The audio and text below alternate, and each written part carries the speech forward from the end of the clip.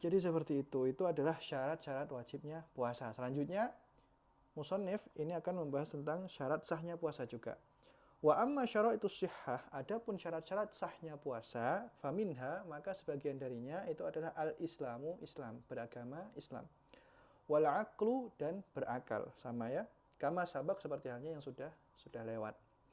Fal kafir la yajib alaih wa la yasihhu minhu. Maka orang kafir itu enggak wajib baginya dan tidak sah bagi darinya, yaitu enggak wajib dan juga enggak sah jika dia melakukannya. Wa kadzalikal majnun, begitu juga orang yang gila, alladzi la yumayyiz, yang enggak punya tamyiz. Dia benar-benar gila, enggak punya kesadaran sama sekali. La yajib alaih wa la yasihhu minhu. Maka dia itu enggak wajib dan juga enggak sah. Fa in mayyaza sahha minhu wa la yajib alaih. Kalau dia mempunyai tamyiz, punya kesadaran sekalipun sedikit, itu bisa membedakan hal-hal yang sudah disebutkan tadi, bisa melakukan sesuatu itu mandiri, makan, minum dan lain-lain, maka dia itu sah kalau dia itu puasa, tapi tidak wajib. Makanya dianjurkan untuk mengajarinya. Kasobi yasihhu minhu shaum wa la yajib alaih. Seperti halnya anak kecil yang tamyiz, maka dia itu sah ibadahnya tapi belum wajib baginya. Amma syurut al-baqiyah, adapun syurut-syurut yang sisanya lisihah, ini nanti ya. Jadi syarat sahnya puasa itu ada dua di sini itu. Syarat sahnya itu adalah Islam dan berakal. Yaitu harus Islam dan berakal. Maka kalau enggak Islam, dia itu enggak sah puasanya.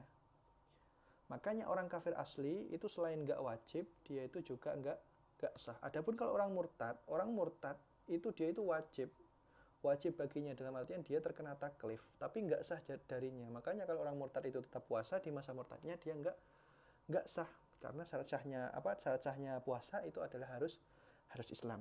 Dan yang kedua itu adalah akal, harus berakal. Makanya orang yang gila itu enggak sah puasanya, enggak wajib dan juga enggak sah. Jadi andaikan orang yang benar-benar gila, dia enggak punya tamyiz sama sekali, benar-benar gila, andaikan dia itu meninggalkan makan dan minum, andaikan dia itu berpuasa, dia itu enggak sah. Kenapa? Karena dia itu enggak punya akal.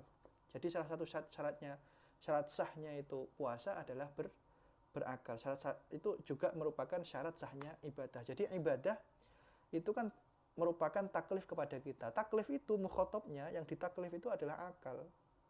Makanya selama akal itu masih berfungsi, seseorang itu tidak digugurkan dari kewajibannya. Mau satu badan itu lumpuh semua, mau dia itu satu badan sakit semua, selama dia masih punya akal, dia itu tetap diwajibkan untuk melakukan kewajibannya berupa sholat ataupun puasa. Lah kemudian di sini juga bahwasanya syarat sahnya puasa itu kan akal. Makanya anak kecil yang sudah berakal, dalam arti yang sudah tamyiz, itu dianjurkan untuk diajari puasa. Kenapa? Karena sekalipun belum wajib baginya, karena dia belum baligh, dia belum wajib ya, tapi dia itu sah jikalau melakukan ibadah.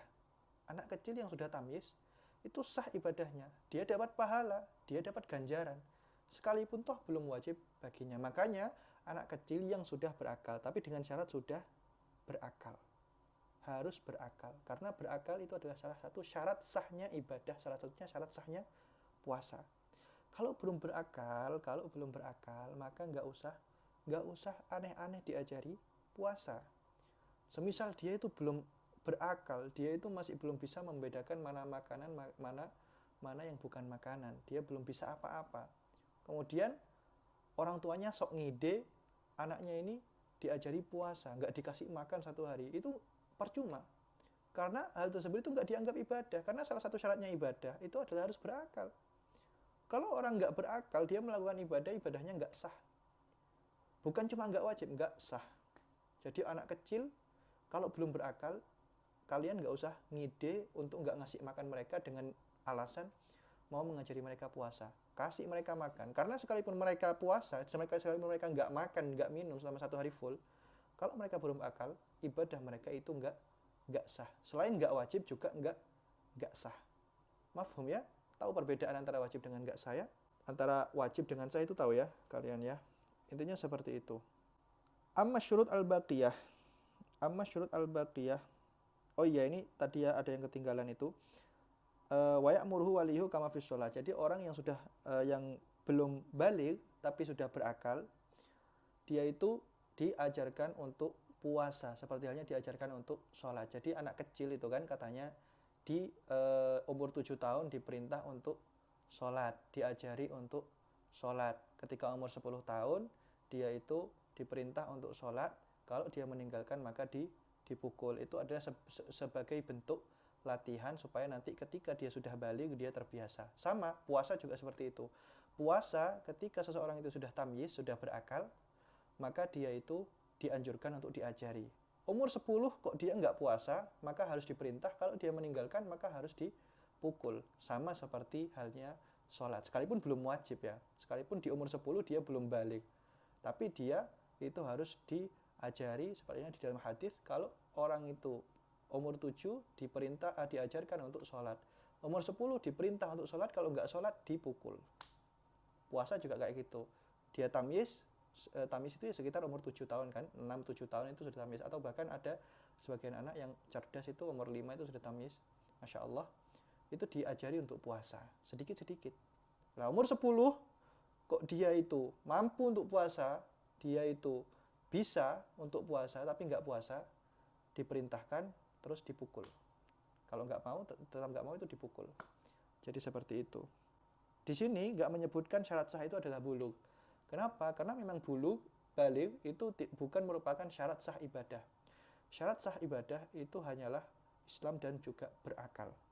Intinya itu ada di akal, bukan di umur. Jadinya baligh itu bukan menjadi syarat sahnya ibadah. Jadi anak kecil, anak yang masih kecil belum baligh, kok dia itu sudah berakal, maka ibadahnya itu sudah dianggap sah dan dianggap mendapat pahala. Jadinya seperti itu. Amma syurut al-baqiyah, adapun syarat-syarat yang lainnya lisihah daripada syarat sahnya puasa, faminha maka diantaranya an-naqa anil haidhi wan nifas, yaitu bersih daripada haid dan nifas. Wahwa wajibun alaihinna, dan puasa tersebut itu wajib atas mereka, yaitu para perempuan, ayin nisa, yaitu para wanita, bidalili wujubi qada'is shaum, dengan dalil wajibnya bagi mereka itu mengqadha puasa, dunas shalah, berbeda halnya dari salat. Kama fi hadits Aisyah radhiyallahu anha, seperti halnya di dalam hadisnya Sayyidah Aisyah radhiyallahu anha, kana yusibuna dzalika, hal tersebut yaitu haid itu terjadi pada kami ketika di bulan Ramadan, fanu maru biqada'is shaum, maka kami itu diperintahkan untuk tetap mengqadha puasa kami. Wala nu'maru biqada'is shalah, tapi kami itu tidak diperintahkan untuk mengqadha salat kami. Jadi orang yang haid, orang yang nifas, mereka itu tidak sah puasanya, bahkan haram bagi mereka itu puasa. Haram bagi mereka untuk puasa ketika masa haid ataupun nifas. Lah, dan mereka itu tidak diwajibkan untuk mengqadha sholatnya, tapi diwajibkan untuk puasa. Kenapa? Ya karena puasa itu ibadah tahunan kan. Puasa itu bukan setiap hari, puasa itu ibadah tahunan. Sehingga ya karena cuma setahun sekali, itu tidak memberatkan bagi mereka itu untuk mengqadhanya. Tapi kalau sholat, sedangkan sholat itu 1 hari 5 kali. 1 hari 5 kali dikali kebiasaan seseorang itu haid, kebiasaannya wanita haid itu 7 hari, ya 7 kali 5, 35 sholat. Hal tersebut itu sangat memberatkan bagi orang yang sedang haid. Makanya tidak diperintahkan untuk mengqadha sholatnya sebagai keringanan, tapi diperintahkan untuk mengqadha puasanya karena hal tersebut itu adalah yang momentumnya hanya 1 tahun sekali. Jadi itu adalah syarat-syarat puasa, baik syarat sah ataupun syarat syarat wajibnya. Nah, ada tulisannya ternyata ya. Fawujudul haidi, maka adanya haid wan nifasi dan nifas, mani'un min sihhatis shaum, itu adalah mencegah keabsahan puasa. Walakinnahu lam yarfa'il wujub, akan tetapi hal tersebut itu tidak mengangkat kewajiban puasa. Bidalili wujubil qadha, dengan dalil wajibnya untuk mengqadha puasa. Bi khilafil majnun, berbeda hanya orang yang gila, wal kafir al asli, dan orang kafir asli. Fala yajibu alaihim al-qadha, maka tidak wajib bagi mereka berdua itu, yaitu majnun wal kafir asli, untuk mengganti puasa.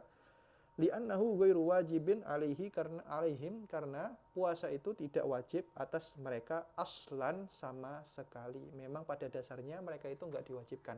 Kalau orang yang haid ataupun nifas itu sebenarnya wajib, cuma karena ada penghalang berupa haid dan nifas itu, mereka itu sehingga diharamkan untuk melakukan puasa. Tapi kalau majnun dan kafir asli itu majnun dan kafir asli itu memang tidak diwajibkan sama sekali. Memang belum ada kewajiban, belum ada taklif sama sekali bagi mereka. Lah, kafir asli ini ya perbedaannya antara haid dan kafir asli. Kafir asli itu memang tidak sah puasanya, tapi mereka tidak diharamkan untuk melakukan puasa. Lah, kafir asli itu nggak haram untuk melakukan puasa, sekalipun nggak sah dari puasa mereka. Tapi kalau orang yang haid itu haram, bukan cuma nggak sah, haram untuk melakukan puasa di masa haidnya. Itu perbedaannya. Fal aqlu wal islamu, maka akal dan juga Islam, idzan syartonil wujub, maka dua hal tersebut itu adalah syarat wajib, wa syartonil isyah, dan juga syarat sah puasa. Fala yajibu alaihima, maka tidak wajib atas mereka berdua, yaitu atas majnun wal kafir, ini ay al majnun wal kafir, orang yang gila dan juga kafir, wala qadha'a alaihima, dan juga tidak wajib untuk mengqadha atas mereka berdua, yaitu majnun dan kafir. Jadi akal dan Islam itu adalah syarat wajib dan juga syarat sah. Adapun baligh itu hanya syarat wajib tapi tidak syarat sah. Karena sekalipun nggak baligh, kalau dia punya akal, anak kecil punya akal, dia beribadah sah. Anak kecil punya akal, dia puasa dapat pahala. Tapi belum wajib. Jadi seperti itu.